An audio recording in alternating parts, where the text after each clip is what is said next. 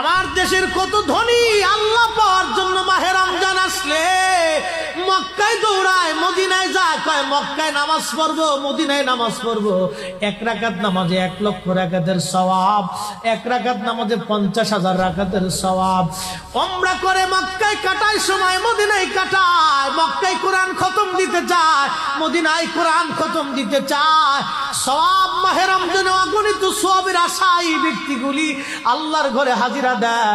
কিন্তু বাড়ির পাশে গ্রামের কত গরিব মানুষ টাকার অভাবে বাবা ভালো ইফতার করতে পারে না, টাকার অভাবে কত মা ভালো সেহরি করে রোজা রাখতে পারে না।